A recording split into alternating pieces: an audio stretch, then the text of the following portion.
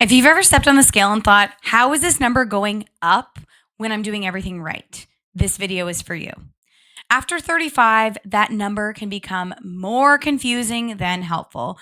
So today I'm breaking down why the scale isn't telling you the full story and what actually does matter when it comes to progress.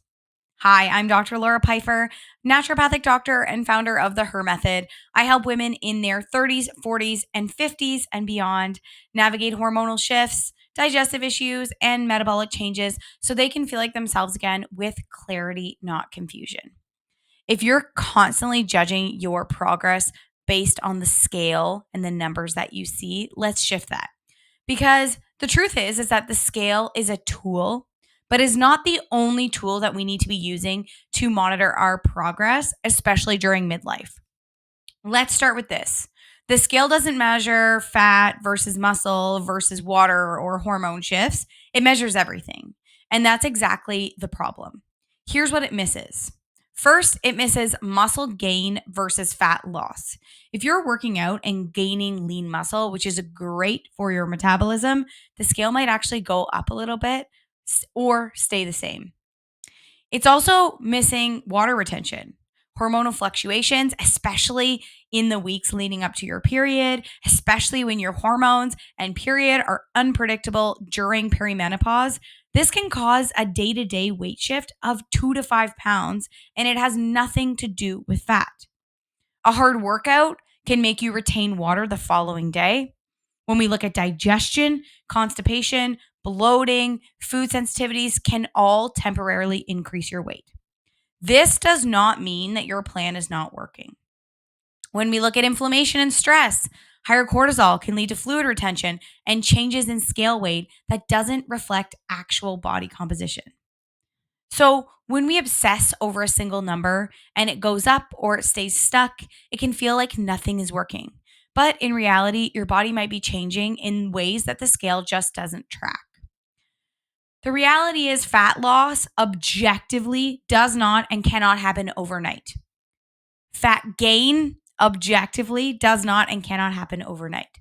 So, if the scale goes up overnight, please don't chuck it in the F it bucket and stop everything. So, how should we actually measure progress, especially after 35? First, look at body composition. So, if it's available to you, getting a body composition scale can be super helpful to help determine if you're seeing changes in visceral fat, water, muscle, what your bone mass is looking like. And this can actually be way more helpful and meaningful than pounds alone. You might actually stay at the same weight for a long time, but notice your body fat percentage is going down. Secondly, looking at clothing and measurements is something that's so important as well. How do your jeans fit? This is the real feedback. Is it looser around your waist and maybe tighter around your thighs where you're gaining muscle? Then that's actually a great change. Waist and hip measurements are also an amazing way to track fat loss, especially since belly fat is often hormonally driven. Now, we can't spot treat areas and we can't determine that we need to lose weight off of our belly and that we were just going to lose weight off of our belly, right? But what we can do is we can look at measurements and we can see how your waist changes as you exercise, how your arm circumference, your leg circumference, your hips change. We can also look at energy and strength. Are you less bloated? Are you sleeping better? I get patients to look at a marker called HRV, or heart rate variability, which is a measure of how well your nervous system is dealing with the stress in your life. These are real signs of hormonal and metabolic progress. Also, looking at your mood and your cycles if you have a menstrual cycle. Improved mood, fewer PMS symptoms, more stable and consistent cycles. These signal that your body is rebalancing, even when the scale is not budging yet. These are what we call non-scale victories, and they often show up before the scale changes. Let's shift the question from what do I weigh to how is my body functioning?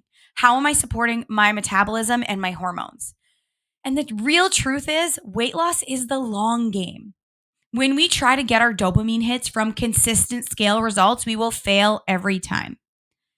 Here's what actually drives long-term results. Number one, balanced blood sugar. Balanced blood sugar equals better insulin sensitivity, equals easier fat loss and less cravings. Number 2 is muscle preservation and building. Building muscle keeps metabolism strong, even in menopause. Number 3 is managing your stress and sleep. This improves cortisol and hormone function. This will also reduce cravings and make being in a calorie deficit that much easier. Next up is digestive health. Proper digestion supports proper detox and hormone clearance, as well as nutrient absorption. And consistent effort, even when it feels like things aren't shifting. And all of that can be invisible on the scale. The truth is, the scale might not change while your health improves and your symptoms ease and your clothes fit better. That's not failure. That's part of healing. So if you've been letting a number determine your success, this is your permission to step back. Let the scale be a tool so you can start to understand how your body naturally deals with the plan that you've put it on. How you retain water, times of the month where things go up and when they come back down. You're allowed to feel good about progress that doesn't show up in the scale, especially when your body's going through real shifts hormonally and metabolically. I'd love to know in the comments, what's one non-scale win you've noticed lately?